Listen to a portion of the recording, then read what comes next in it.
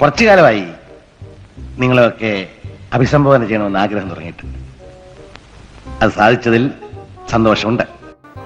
സിഹാബലി സാറിനെ കുറിച്ച് പറഞ്ഞതുപോലെ കേരള രാഷ്ട്രീയത്തിലെ ഒരിക്കലും അവഗണിക്കാനാകാത്ത വലിയ ശക്തി രമേശ് ചെന്നിത്തല അവർ. അടുത്ത മുഖ്യമന്ത്രിയായിട്ട് അദ്ദേഹം വരട്ടെ എന്ന് ഞാൻ ആശംസിക്കുകയാണ്. അങ്ങനെ എന്തെങ്കിലും സംഭവിക്കണമെന്നുണ്ടെങ്കിൽ ക്യാപ്റ്റൻ ഗ്ലീറ്റസ് ചാകണം. അടുത്ത മുഖ്യമന്ത്രിയായിട്ട് അദ്ദേഹം വരട്ടെ എന്ന് ഞാൻ ആശംസിക്കുകയാണ്. നിങ്ങൾ മാത്രം തീരുമാനിച്ചാ പോരാ, ഞാനൊക്കെ എന്തിനാ ഉണ്ട ഒഴുങ്ങാൻ നിൽക്കണം. വി.ഡി. സതീശൻ സാറ് പോയോ?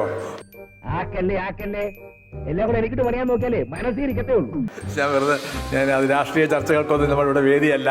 രമേശ് ചെന്നിത്തല എന്ന് പറയുന്ന അദ്ദേഹം ഞങ്ങളുടെ എല്ലാം ഒരു സ്നേഹിതനെ പോലെ ഞങ്ങൾക്കുള്ള സ്നേഹത്തോടും ബഹുമാനത്തോടും പെരുമാറുന്ന ഒരു വലിയ ചാലക ശക്തിയാണ്. എന്നിങ്ങനെ പൂഴ്ത്തി പറയുന്നത് എനിക്ക് ഇഷ്ടമല്ല. അതെന്താ എന്താന്ന് അറിയില്ല. നിങ്ങൾക്കോ? എനിക്കിഷ്ടം. എനിക്കും കുറേശ്ശെ ഇഷ്ടമാണ്. കോമഡി അടിച്ച് മാനേജ് ചെയ്തത് അല്ലെ ശരിക്കും ഫീൽ ആയി പോയത്. നന്നായിരുന്നു. ചത്തിട്ട് റീത്ത് വെച്ചോലുണ്ടായിരുന്നു. നമ്മുടെ സ്വാഗത പ്രാസിംഗിനെ കുറിച്ചൊരു വാചകം പറഞ്ഞില്ലെങ്കിൽ അതൊരു മോശമായി തീരുമെന്ന് എനിക്ക് തോന്നുന്നു.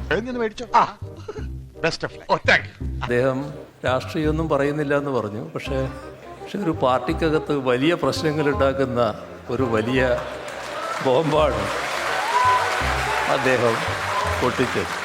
ഒരു കുത്തിത്തിരിപ്പുണ്ടാക്കിയപ്പോ എന്തൊരാശ്വാസം.